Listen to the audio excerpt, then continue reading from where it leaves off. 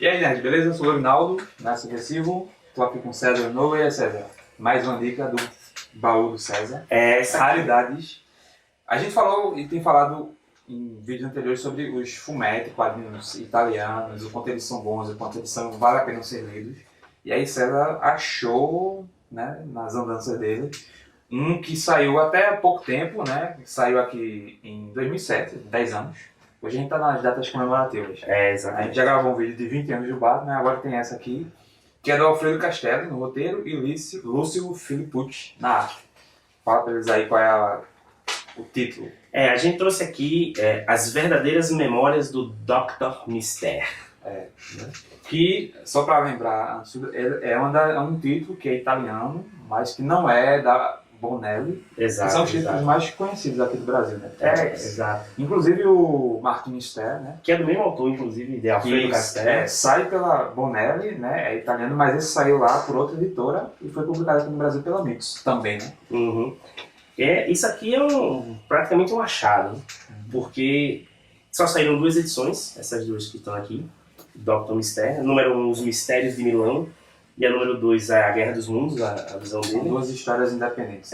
Dr. Mystère, ele é baseado num personagem criado por um autor italiano chamado Paul Devoy, no começo dos anos do século XIX, do século XX, aliás, 1910, 1915, por ali. E ele seria, o Paul Devoy, pelo que a gente consegue entender aqui, ele seria um paralelo europeu para um pulp, né? Para uma leitura pulp, aquele pulp que a gente tinha no começo dos anos 20 e 30 nos Estados Unidos de ficção científica, no qual sai Flash Gordon, por exemplo, né? Entre outros personagens ali de ficção científica. E o Paul Devoy, ele criou esse personagem aqui que lembra muito os personagens de Júlio Verne, né? De 20 Mil Léguas Submarinas, A Volta ao Mundo em 80 Dias, Da Terra à Lua, né? Viagem à Lua, aliás. E ele faz meio que um apanhado desses personagens e cria o Dr. Mystère. Alfredo Castelli vem logo depois, ele já descrevia Martin Mystère, que é o arqueólogo lá do fumetti, né? Que mexe com teorias da conspiração, sociedades secretas, lugares secretos, lugares perdidos, a Atlântida, por exemplo. Ele já escrevia esse material e depois ele vem e escreve isso aqui.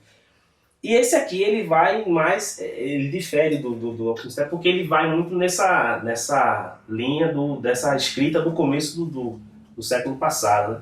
Que ela é fantástica e ao mesmo tempo cheia de requintes e tal. O Dr. Mystère é cheio de pudores, é muito engraçado que ele é cheio de... É uma história de época, né? É ambientado naquela época mesmo, do século XX. É quase daquele que é o steampunk, né, que a gente fala. Isso. Né, que é uma mistura de era vitoriana com tecnologia bem avançada, né?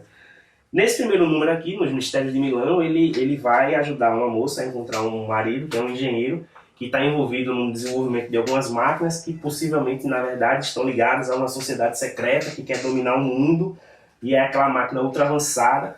E aí você vai correr todo esse universo cheio de referências, né? É bem interessante que você, ao ler, você vai vendo várias referências de, por exemplo, John Carter, que ele vai para Marte, né? Ele vai para um planeta e tal, não sei o que, lá se desenvolve. Tem referência a isso, tem referência a Júlio Verne, vai ter referência a Popeye, por exemplo, aparece aqui um Popeye. Porque ele tá, né, exato, ele pega vários elementos da cultura pop e faz desses últimos anos e começa a fazer umas homenagens, vamos dizer assim. E como é também costume nesse tipo de quadrinho, sempre tem um sidekick, né? Ele sempre tem um parceiro, que no caso dele é Cigale, o nome dele, assistente. E esse Cigale é sempre um atrapalhado, um trapalhão que está ali, mas é um trapalhão que sai sempre com uma resolução bem absurda que consegue ajudar ele a resolver um problema maior. É como se ele desse um tropeção numa coisa e descobrisse ali que é bem engraçado. E como também não pode deixar de ser, tem uma parte da sexualidade da coisa, né? Esse personagem feminino está sempre em perigo, desmaiando, né? Aquela donzela, mas que na verdade todo quadrinho ela está sempre meio que se insinuando para esse personagem. Tem todos esses elementos. Aí ele mistura também com cultura chinesa, cultura indiana, asiática. Ele sai fazendo uma salada bem grande para trazer esse desenho aqui.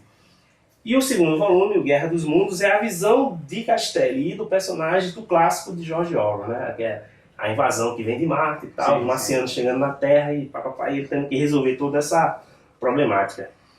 Então, é a base dessas duas histórias. Infelizmente também aqui, como a gente já viu em outras situações, só saíram 2 exemplares, né?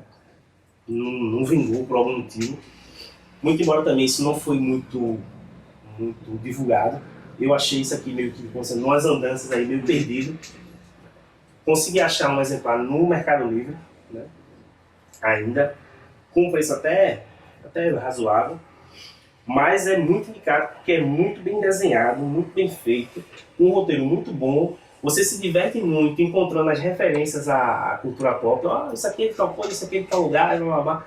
E no final das contas ele faz o que o bom quadrinho tem que fazer. Você se diverte bastante lendo ele. Uma boa história também. Exato, um roteiro muito bem construído, uma história muito bem feita e muito divertida. É uma das poucas opções, além dos fumetes já conhecidos aqui no Brasil, né?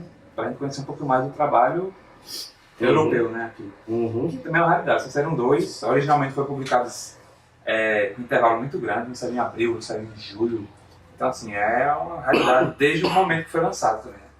Né? Aqui fica a dica, Dr. Mystere. Exatamente. Os desenhos até lembram o Mark Mystere, se sair aqui dele, que é o mesmo, né? Então é isso aí, mais uma dica. Essa foi do fundo do baú mesmo, personagem raríssimo aqui no Brasil. Exato. Só 2 números em português, 52 páginas cada um em cores, é uma edição bem bonita. É mais uma opção fora do eixo para a gente ler, né, Sérgio? Então é isso aí. Acompanhe o nersubversivo.com.br, procure no nosso Facebook, Twitter, Instagram, tem fotos, tem compartilhamento desses links para vocês conhecerem mais quadrinhos diferentes ou até mesmo raros que a gente leu ou quer ler ou que já conhece. E que a gente indica bastante. Pois é, isso aí. A gente volta com mais vídeos e mais sugestões em breve. Valeu César. Abraço.